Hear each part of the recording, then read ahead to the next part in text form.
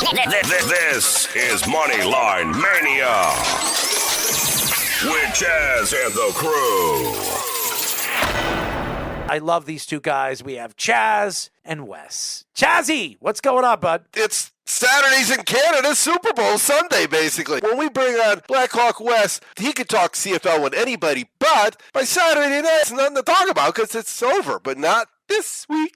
Not this week. This is everything. This is the Grey Cup. We got the Winnipeg Blue Bombers going for a three-peat. Kind of a broken three-peat because we lost a season, but this would be 3 Grey Cups in a row. Toronto is a very decorated franchise, and these are just 2 historic teams. They've won the most Grey Cups. It's just going to be a great matchup. I am very much looking forward to it, but that is because I won a lot of money last week on Winnipeg. I told Wes it was the first time I'd gone against you in a long, long time because going against Wes or John from Jam Sports, 5 guys that we talk to on a weekly basis, I scratch my head and say, what's wrong with me when they say the team is on the other side? When we're together, 2 of us see it the same way. It's a factor of more than double. The one time I tried to figure it out, we were somewhere in the 85% range. John from GMF Sports and I have talked about it. When we disagree, we both get anxiety. And it's not trying to beat the other guy. It's, oh my God, I'm probably going to lose this. He's on the other side. You got to put in the time and effort. I don't care if you're investing in stocks on his Discord page or you're following his sports plays. If you're not putting in the time and effort to do the research, it's so difficult to be successful unless you catch a lucky streak. And the worst thing for anybody that's new at sports betting is getting lucky when they're making mistakes. Then you think you're good. And there's all kinds of different rules if you're going to maintain any longevity in sports betting. And you can't win them all. That was kind of my thinking last week. Put a lot of effort into figuring out why BC was going to beat Winnipeg. But over the last 4 years, it's just not good for your health or your wallet to bet against the Winnipeg Blue Bombers. Remember they had that run last year? Because remember, they play a lot more games than college. They play more than the NFL as well. You can't say on any given Sunday because the CFL plays Thursday, Friday, Saturday. Yeah. They sprinkle in holidays and their Thanksgiving is on a Monday, but they play each other. There's only 19. There were times this year where there was the same matchup for 3 weeks in a row. They do home and away stuff in football. Even looking at this Grey Cup matchup, they only played each other once this season, which is rare for the CFL. A lot of these teams have played each other 2+ times. Division opponents have played 3 and 4 times. So I'm looking at this game and been very public about my play on Toronto. And I would advise the listeners on future play. I'm not the person that's going to start off with an NFL large investment future play in August. If you have a future play, I would advise pay it as a tax as you're winning, rather than laying down money that could make you more money. For about a 6-week period, I took 10% of my winnings and I put it on Toronto. Plus 400, plus 425, and plus 450. I have nothing less than plus 400. Those 420s are lucky. You hit a plus 420 and Wake and Bake gets happy. I have that investment. I do believe that at some point, Winnipeg is going to lose. They are 15-3, and that's through June until today. I mean, that's a lot of change of seasons. That's a lot of travel. The Canadian weather can be brutal. So the spread is 5. If you have no investment in the CFL other than the game that's coming up on Sunday, I would tell you to lay the points, play the Winnipeg Blue Bombers. My approach is slightly different, and if anybody finds themselves in this scenario where you have this snowball of future bet, I'm going to lay an investment on Winnipeg money line, and that's going to recover some of what would have been a loss on that Toronto play. And if Toronto wins, that's going to be the bigger cash. If this is going to be your first time tuning into the CFL, lay the points on Winnipeg. It is a little risky because Zach Collaros, the starting quarterback for Winnipeg, he's got an ankle and it's questionable. But the only thing I can compare the Winnipeg defense to is the Steelers defense when they're clicking on all cylinders with Fitzpatrick and TJ Watt. There's nothing in the CFL you can compare that defense to.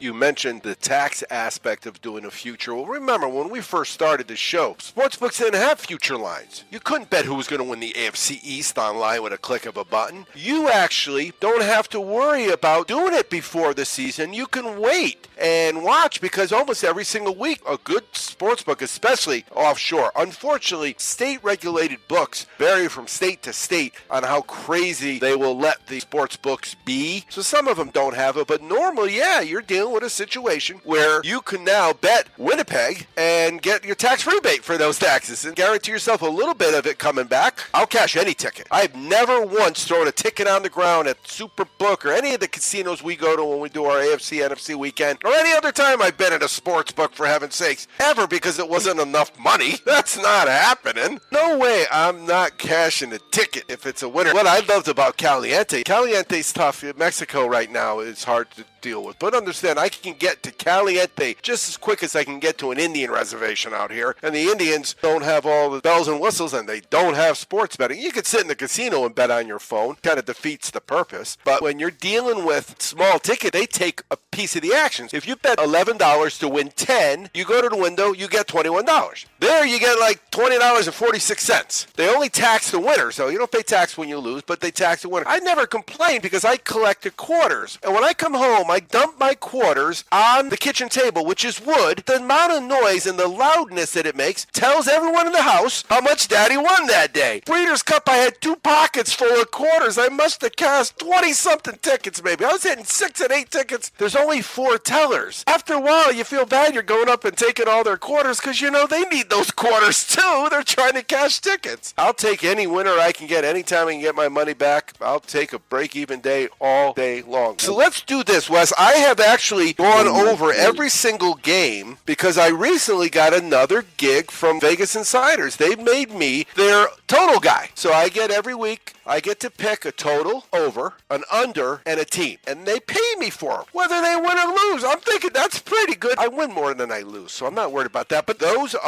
had over in the Dallas game, under in the New Orleans game, playing the Rams. Team total, Blackhawk West's Kansas City Chiefs, over 28.5 points. I think they may get a good chunk of it before halftime. The reason I tail these guys is not because I don't have time to handicap. I tail them because they're good enough that I don't need to handicap. I can tail these guys. But one of the reasons I have such a great winning success with these articles, remember I went 18-3 for a 21-day period, is that I'm putting so much time and effort because I have to write about it. So now I'm looking up quarterbacks' names. I look at the stats. I look at what you've done for me lately. The team total, team average, when you're 11 weeks in, don't tell me what your frickin' average is from 3 months ago. You're a totally different team. Give me your last 2 or 3 away, your last 2 or 3 home. That's who you are now. You can tell yourself who you want to be, but if you gave up 9 points in the last 3 games after giving up 41 in the first 3, your average is skewed. I want to know what you're doing for me now. When I'm doing all those articles and doing that writing, I just handicap it more, but by the time I'm done with those 3 plays, I got nothing else. I got to go to John from GMF Sports or Black Hawk West. So what do you got, Wes? First one is I'm riding the Steelers. The Steelers are well coached. Their defense showed up last week. I realize that since he's coming off a bye, I am not prepared to give that coach and that team credit for coming off a bye and being invincible. I'm not saying that they're not good. What I am saying is I like what the Steelers did last week. The Steelers are at home again. I think that they're just going to get stronger at 3-6. I think they're still alive in that division. If they win out taking the 4.5 points in the Steelers, I think they got a shot at winning the game. But 4.5 points is too much in a division, especially a division matchup like this where these two teams hate each other. I'll give you a thing to back up Wes there. Cincinnati for the game on the road, 17 or less, 5 of their last 7. Hard to win a football game with 17 points, guys. Yeah. There's a recent matchup where Burrow was sacked 7 times by the Steelers and threw 4 interceptions.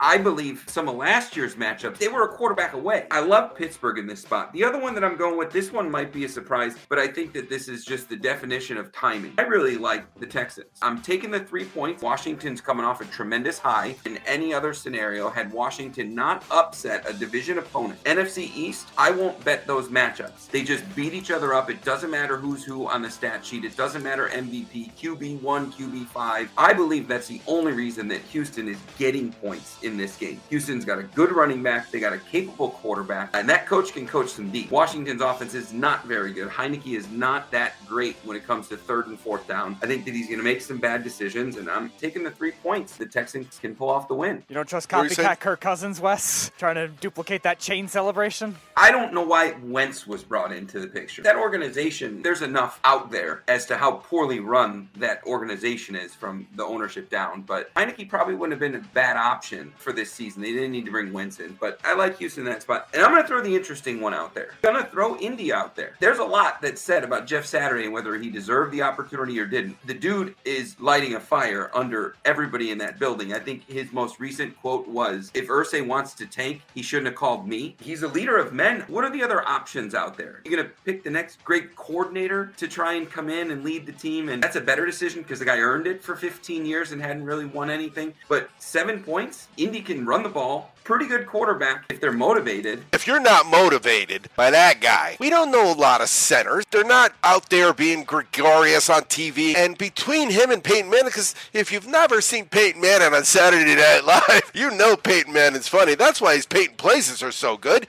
He's a funny guy. The sly sense of humor. But golly gee, between him and his brother, they're doing okay for themselves. But Jeff Saturday was the center for a team that was very, very good for a very long time. It was them or it was New England, and you could name maybe one more AFC team who was going to be battling for the championship every year. Multiple Hall of Famers. Sometimes you just got to step back, and so the Eagles are 8-1. What's their record going to be? Do you think they're going to go 15-2, Petey? Probably not, because I think Dallas will beat them the second time, and they might lose to the Titans. Wes just said, he's told me for years, I know he didn't bet the NFC East. So they're not going to go 15-2. Are they going to go 14-3? That's possible because the rest of their schedule is pretty easy. So can we agree that they're going to be 13-4 or 14-3 in that range? They're not losing to the Bears. They got 2 matchups against the Giants. I think they're going to sweep the Giants. I do too. The Giants are going to start losing games. Not going to lose to the Packers. They're probably going to lose to Tennessee. It's just Tennessee's time of year. But I think they're going to lose to Dallas, and I don't think they're going to lose to the Saints. So perfect loss would be this week coming up against these re-energized Colts. Have a tremendous running back. The Eagles have to beat the Saints. They have to improve their draft stock for that first round pick.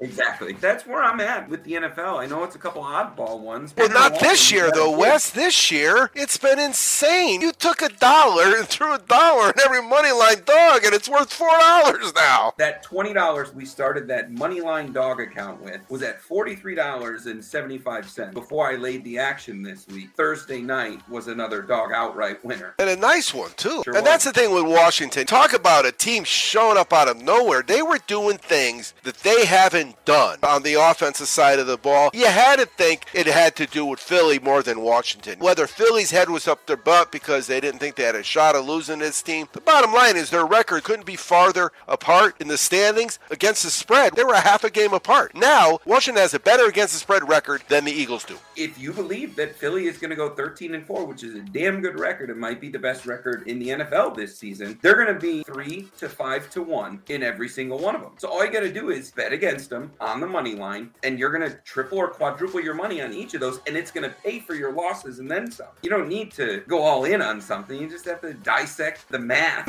Exactly. A minus 300 is supposed to win because if it loses, you got to hit 75% to break even. If you got to do something 3 out of 4 times to break even, I ain't doing it. That's why I quit golf. Oh, you don't bet on golf, Chaz? No, I don't play golf. Every week I practice. In my trunk, I kept my stuff, and at least 3 times a week I'd be out by the golf course. I would pull off to the side of the road. There's a parking lot. You go right to the putting green and the chipping green. Everybody's telling me the short games. Yeah, forget about it. I'm out of here. I'm going to go sports betting where I know I could do good. We had a guy on Sports Betting Weekly that was really good at betting on the tournaments. He had a whole strategy to it, didn't he? Yeah, sloppy. All right, Chaz, I have to go back to your Chiefs play. So how bad are the Chiefs going to destroy the Chargers? Because I have their team total over, I don't care. As long as it's 29 or more points on the board, that's all I care about. We watched that game in New Jersey. I missed the flight and I got stuck in New Jersey. And I watched that game. It was a really, really good game. Now, the Chiefs had a big lead and the Chargers got a backdoor cover. I had given out the money line because I had a feeling that could happen. I looked really like a genius. I'm not thinking money line this time, though. I'm thinking they're going to cover. It's an odd scenario. 7-2. This is a division matchup. I watched line movement. This line opened at minus 2.5 Chargers. They flexed it before the lines came out. It's now plus 5 Chargers. The odd thing here is WR1 and 2 for the Chiefs are questionable. Juju and Scantling are questionable. Now we have Tomey and we have Kelsey and we have three-headed monster at running back. It's odd line movement because 54% of the tickets are on the Chargers, yet the line has moved in the opposite direction, making the Chiefs a 5-point favorite. So smart money and the house. So the Charger fans that have had that myopic attitude about their team since the Jets beat them when they missed like 2 field goals.